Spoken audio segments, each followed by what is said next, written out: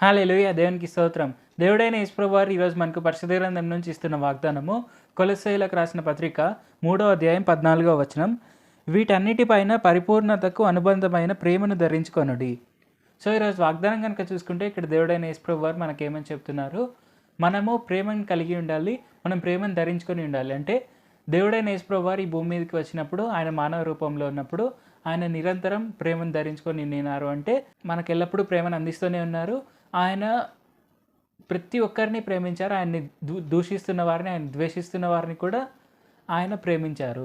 So అది చాలా important. మనకు ప్రేమ కలిగి ఉండడం అనేది మనకు చాలా చాలా ఇంపార్టెంట్. మనము ప్రేమ కలిగి ఉన్నప్పుడు ఎలాగైతే దేవుడైన యేసుప్రభు వారు ఈ భూమిపైన శిలువ మరణాన్ని కూడా ఆయన భరించి మన కోసం ఆయన ప్రేమతో ఆయన అంతటి ఘోరమైన పొజిషన్ని కూడా యాక్సెప్ట్ చేశారో, ఆ తర్వాత ఆయన పరలోకానికి వెళ్ళినప్పుడు ఆయన తండ్రి కుడిపార్శ్వంన కూర్చున్నాడో అదే సింహాసనం పైన అంతటి గొప్ప ప్రమోషన్ వచ్చింది. సో అలాగే మనం కూడా ఆయన వల్లే ప్రేమ కలిగి ఉన్నాము అంటే ఈ భూమిపైన మనం జీవిస్తున్నంత కాలము మనము దేవుడైన యెహోవా వారి యొక్క పవర్స్ని మనం పొందుకోవచ్చు. దేవుడైన యేసుప్రభు వారి యొక్క పవర్స్ ఎలాగంటే, దేవుడైన యేసుప్రభు వారు ఈ భూమిపైన ఉన్నప్పుడు ఆయన ప్రేమ కలిగి ఉండడం వల్ల అనేక గొప్ప గొప్ప సూచక్రియలు, అద్భుత కార్యాలు చేశారు.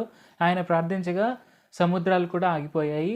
ఆయన ప్రార్థించగా గాలులన్నీ ఆగిపోయి నిమ్మలం అయిపోయింది. ఆయన ప్రార్థించగా ఎన్నో గొప్ప గొప్ప అద్భుతాలు జరిగాయి.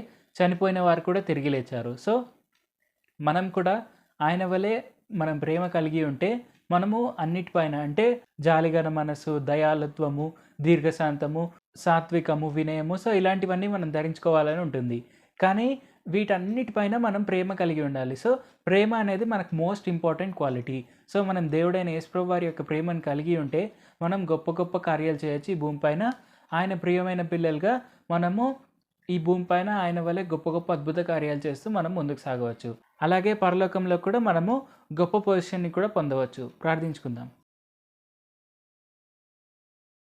పరిశుద్ధ జీవాధిపతి జీవంగల దేవ యేసయ్య, ఇప్పటి వరకు మీరు మాకు చేసిన ప్రతి ఒక్క మేలుని బట్టి మీకే వందనాలు తండ్రి.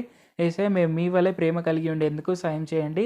యేసయ్య, మేము మీ వలె ప్రేమ కలిగి ఉండి ఎలాగైతే మీరు పరలోకంలో తండ్రి కుడిపార్శ్వంలో కూర్చోనగలిగేంత పొజిషన్కి ప్రమోట్ అయ్యారో, అలాగే మేము కూడా మీ వల్లే ప్రేమ కలిగి ఉండి ఈ భూమిపైన మీరు చేసినట్టు గొప్ప గొప్ప అద్భుత కార్యాలు మేము చేయువారి వల్లే ఉండేందుకు సాయం చేయండి.